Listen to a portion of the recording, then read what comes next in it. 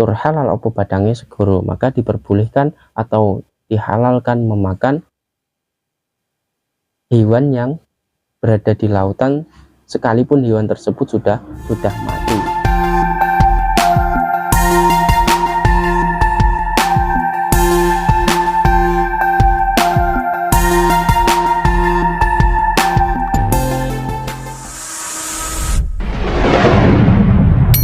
Assalamualaikum warahmatullahi wabarakatuh.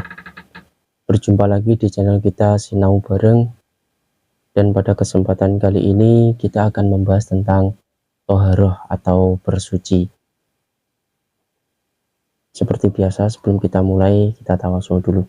Ila hadratin Nabi Mustafa Jannati Sayyidina Muhammadin sallallahu alaihi wasallam wa alihi wa azwajihi wa aladihi wa dhurriyyatihi wa sahbihi ajma'in tabi'in tabi'in. Allahumma innal amidin sunnah wa jumil malakatin mukrabin khususan Sayyidina Syabul Qadir al-Jalali wa sadatin Abi Bakrin wa Umar wa Usman wa Ali al-Karmah khususan muassis sunnah khususan muassis sunnah syarif khususan jadi Allah wa tasma ilaihim syaulillahi lahumul fatihah. A'udzu billahi minasyaitonir rajim. Bismillahirrahmanirrahim. Alhamdulillahirabbil alamin arrahmanir rahim maliki yaumiddin. Iyyaka na'budu wa iyyaka nasta'in ihdinas siratal mustaqim siratal ladzina an'amta 'alaihim ghairil maghdubi 'alaihim waladdallin. Rabbighfir li wa li walidayya wa lil mu'minina amin ya rabbal alamin. Bismillahirrahmanirrahim. Qala al-mu'allifu rahimahullahu ta'ala nafa'ana bihi wa bi ulumihi wa madana bi asrarihi wa 'ada 'alaina mamman barakati fid dharain amin. Bismillahirrahmanirrahim. Bismillahirrahmanirrahim. At-taharatu utawi iki iku bab nerangake sesuci. Jadi dalam pembahasan kita kali ini yang kita bahas adalah tentang toharoh atau sesuci. Jadi untuk bab yang kita bahas ini adalah ma'ut toharoh. Jadi air yang digunakan untuk bersuci. Bismillahirrahmanirrahim. Bismillahirrahmanirrahim. Al-ma'u utawi banyu at-tahuru kang suci tur nyucikaken. Jadi air yang suci dan bisa mensucikan. Karena ada dua air. Jadi ada dua pembahasan air, yaitu yang pertama adalah air suci yang bisa mensucikan, yang kedua adalah air yang suci tapi tidak bisa mensucikan. Contohnya seperti apa? Seperti kopi, seperti halnya teh atau air susu, itu suci tapi tidak bisa mensucikan. Bismillahirrahmanirrahim. Bismillahirrahmanirrahim. Dan sedangkan air yang suci dan yang bisa mensucikan adalah air yang apa? Itu seperti halnya air yang dari sumber dan juga air hujan juga termasuk suci mensucikan, atau air laut itu juga termasuk suci dan mensucikan. Bismillahirrahmanirrahim. Bismillahirrahmanirrahim. Wahyo ma'ut tahurah. Bismillahirrahmanirrahim. Huwa utawi ma'ut tahurah iku kullu ma saben-saben barang nazala kang tumurun apa ma minas sama'i saking langit, au naba utawa nyumber apa ma minal ardi saking bumi, bagian hale tetep ala asli khilqatihi ing ngatasé asal kedadiane banyu. Jadi air suci di sini, yang dimaksud air suci adalah yang mana air tersebut adalah air yang jatuh dari langit. Mana zala minas sama. Yang pertama adalah air hujan pembahasannya. Jadi air hujan itu airnya suci dan bisa mensucikan. Jadi ketika kita musim hujan, kita mengumpulkan air hujan, ditaruh di wadah, maka boleh untuk bersuci, boleh untuk mandi, boleh untuk berwudu, asalkan tidak kecampuran dengan najis. Terus au nabaan minal ardi, atau air yang keluar dari bumi. Jadi air sumber mata air itu juga termasuk air yang suci dan juga mensucikan. Bagian hali tetap ala asli khilqatihi ing ngatasé asal kedadiane mah, dengan catatan air tersebut itu tidak berubah warna ataupun tidak kecampuran dengan najis. Nah, apabila kecampuran warna tapi tidak merubah kesuciannya, itu bagaimana? Itu tidak apa-apa, seperti halnya air sungai. Nah, air sungai itu ada yang berwarna coklat, ada yang berwarna jernih. Nah, itu tetap suci. Karena apa? Karena air tersebut posisinya mengalir. Nah, air sungai itu kalaupun dia tidak jernih tapi dia mengalir, itu boleh untuk bersuci, asalkan kita yakin bahwasanya di dalam sungai itu tidak tercampuran oleh najis. Seperti halnya ketika kita berwudu, kemudian ada bangkai, ada bangkai di situ, maka kita tidak boleh bersuci di dekatnya air yang ada bangkainya. Maka kita harus menjauh daripada bangkai atau kotoran tersebut. Bismillahirrahmanirrahim. Jadi intinya apa? Intinya yang pertama tadi adalah air hujan itu suci. Terus yang kedua adalah air sumber itu juga termasuk suci, asalkan air sumber tersebut tidak berubah warna atau tidak tercampur oleh najis. Bismillahirrahmanirrahim. Walam yataghayyar lan lamuno ora owah opo ahadu ausofihi salah sijine pira-pira sifate ma.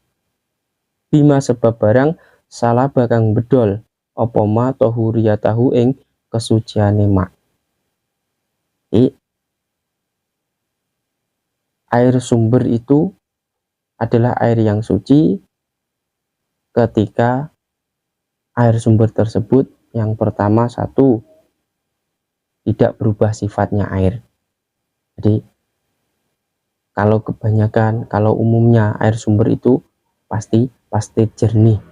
Nah, kalau ada air sumber yang sudah warnanya tidak jernih atau berwarna coklat atau mungkin berwarna selainnya warna yang jernih, itu biasanya tercampuran oleh kotoran atau oleh sebab-sebab yang lain. Maka bisa dikatakan di situ airnya itu mungkin suci tapi tidak bisa mensucikan. Nah, di sini walam yataghayyar lan ora owah apa salah siji pira-pira sifate ma. Jadi air sumber bisa dikatakan suci dan mensucikan ketika yang pertama tidak berubah sifatnya air. Warnanya itu termasuk sifatnya air, baunya juga tidak berubah, rasanya juga tidak berubah. Maka ketika 3 kriteria itu sudah terpenuhi, maka air di situ sudah termasuk air yang suci dan mensucikan. Bima sebab barang salah bakang bedol opo tohuri tahu kesuciane mak. Jadi ketika ada air di situ kok berubah warna, baunya pun berubah, rasanya berubah, maka di situ bisa dikatakan bisa merubah kesuciannya pada air tersebut. Jadi semisal di suatu daerah di situ ada pembuangan sampah, atau mungkin di dekatnya ada sapi tank atau pembuangan kotoran hewan lah. Terus di situ ada sumber mata air. Ketika sumber di situ kok berubah warna, berubah rasa dan berubah bau, maka sumber yang ada di dekatnya kotoran tersebut itu sudah termasuk airnya itu adalah air yang najis. Bismillahirrahmanirrahim. Walam yusta'mal liraf'i hadasin. Walam yusta'mal lan durung den gunakaken apa ma liraf'i hadasin kanggo ngilangi hadas au izalatin najasin utawa ngilangaken najis. Di air sumber di situ bisa dikatakan suci dengan sebab yang kedua. Kalau sebab yang pertama itu tadi harus tidak berubah sifatnya. Nah, kalau yang kedua ini dengan catatan walam yusta'mal li raf'i hadasin au izalatin najis, dengan catatan air tersebut belum digunakan untuk bersuci atau belum digunakan untuk menghilangkan najis. Maka ketika air tersebut sudah digunakan untuk bersuci dan digunakan untuk menghilangkan najis, maka air di situ termasuk air yang mustakmal. Jadi air mustakmal, kemarin pembahasan air mustakmal itu adalah air yang sudah terpakai untuk bersuci. Maka bagaimana hukumnya? Suci, tapi tidak boleh untuk bersuci. Bismillahirrahmanirrahim. Liqaulihi ta'ala, karena dawuh Allah ta'ala, wa angzalna lan nurunaken ingsun minas sama'i saking langit ma'en ing banyu tahuron kang suci. Jadi seperti firman-Nya Allah menurunkan air dari langit ataupun air dari sumber, itu semuanya adalah air yang suci, asal tidak berubah asal sifatnya air tersebut tidak berubah atau bercampur dengan najis. Maka asal air tersebut hukumnya adalah suci serta mensucikan. Qaulihi lan dawuh Nabi Muhammad sallallahu alaihi wasallam, an ma'il bahri, saking banyu segara. Huwa utawi banyu segara iku at-tahuru suci, apa ma'uhu banyune segara, al-hillu tur halal, apa maitatuhu badange segara. Jadi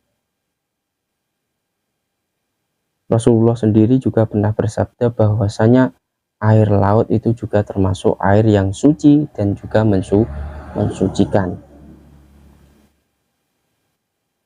Dan juga bangkai-bangkai hewan yang ada di laut itu juga termasuk bangkai yang suci. Jadi apapun bangkai yang ada di laut itu suci. Maka boleh dimakan, seperti halnya kita mencari ikan kemudian ikannya itu mati, atau kita makan ikan sarden, itu boleh saja, karena di sini Rasulullah bersabda bahwasanya apapun yang ada di lautan, bangkai-bangkai di lautan itu juga termasuk bangkai yang suci. Wat tahuru ma'uhu al-hillu maitatuhu. Nah, jadi kalau bangkainya suci, bangkainya mana, maka boleh dimakan. Al-hillu maitatuhu, tur halal apa badange segara, maka diperbolehkan atau dihalalkan memakan hewan yang berada di lautan sekalipun hewan tersebut sudah mati. Atau bangkainya itu boleh dimakan. Contoh yang umum seperti kita makan sehari-hari, yaitu seperti halnya kita makan ikan sarden atau kita makan ikan asap, itu kan termasuk ikan yang sudah mati atau ikan yang sudah bangkai, itu boleh dimakan. Nah, mungkin sampai di sini pembahasan kita kali ini, pembahasan tentang air yang suci dan mensucikan, dan sedikit apa yang saya sampaikan ini dapat memberikan manfaat, barokah, maslahah fitini wad dunya wal akhirah pada kita semua, dan mudah-mudahan dengan kita niat belajar, dengan kita sungguh-sungguh ingin belajar, mudah-mudahan hati kita dibuka oleh Allah, mudah-mudahan kita selalu mendapatkan berkah dari Allah, berkah hidup kita, berkah keluarga kita, dan mudah-mudahan sedikit ilmu yang kita dapat ini bisa menjadikan kita lebih baik lagi, kita lebih terarah lagi dalam melakukan pekerjaan atau melakukan suatu ibadah. Dan mungkin cukup sampai di sini penjelasan ini. Mungkin ada penjelasan yang kurang paham, nanti bisa ditanyakan di kolom komentar, atau mungkin ada penjelasan yang mungkin saya menjelaskan ada kekeliruan, maka saya mohon maaf yang sebesar-besarnya. Dan demikian dari kami, wallahul muwaffiq ila aqwamit thoriq. Wassalamualaikum warahmatullahi wabarakatuh.